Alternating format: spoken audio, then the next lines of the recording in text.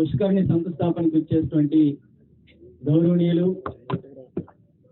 పెద్దలు రాష్ట్ర ఉప ముఖ్యమంత్రి వర్యులు దేవాదాయ శాఖ మంత్రులు పెద్దలు కొట్ట సత్యనారాయణ గారికి, అదే రకంగా రాజు గారికి, మంత్రులు గారికి, ఇక్కడికి ఇచ్చేటువంటి గౌరవ అధికారులకు, పెద్దలకు, నాయకులకు అందరికీ కూడా హృదయపూర్వకమైనటువంటి నమస్కారాలు తెలియజేసుకుంటూ నాకు చాలా సంతోషంగా ఉంది. ఎందుకంటే మేమందరం కూడా చిన్నపిల్లలుగా ఉన్నప్పుడు ఇదే ప్రాంతంలో పుట్టి పెరిగి ఈ స్వామివారి ఆశీస్సులతోనే మేము ప్రతి అడుగు కూడా ముందుకు వేయడం జరిగింది. మరి ఈ ప్రాంతం వాళ్ళంతా కూడా చూస్తూనే వచ్చాం.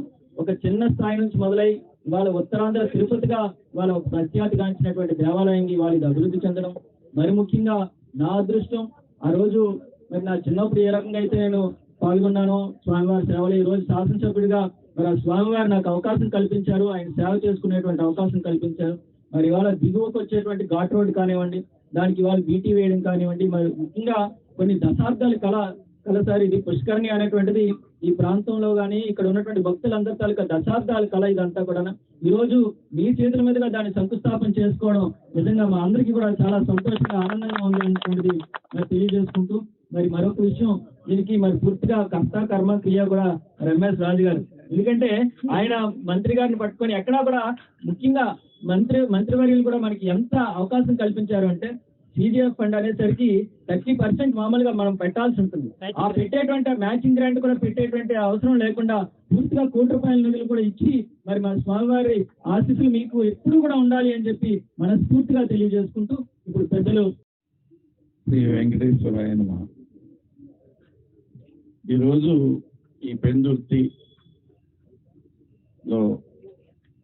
అందరూ కూడా ప్రఖ్యాతిగాంచిన ఉత్తరాంధ్ర తిరుమలగా వెంకటేశ్వర స్వామి వారి ఆలయాన్ని ఎంతో మరి మా ఎమ్మెల్యే శాసనసభ్యులు మిత్రులు అదీప్ రాజు గారు, వారి తండ్రి గారు, అలాగే మంత్రి సూర్యనారాయణ రాజు గారు, ఎంఎస్ రాజు గారు అంటారు.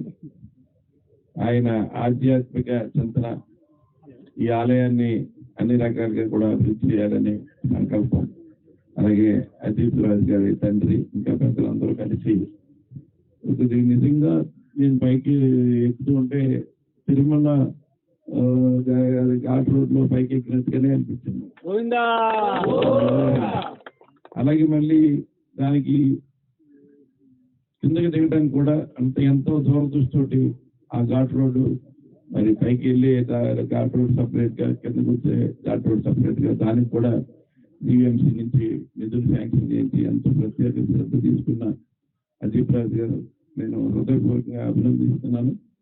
ఎందుకంటే ఆ స్వామి మీద భక్తి ఈ ఉత్తరాంధ్ర తిరుమలగా అందరూ కూడా వేలాది మంది మరి ముక్కోటి ఏకాదశి రోజున ఇందాక అర్చన స్వాములు చెప్తున్నారు, 60,000 మంది భక్తులు వచ్చి స్వామివారిని దర్శించుకోవడం జరిగిందన్న.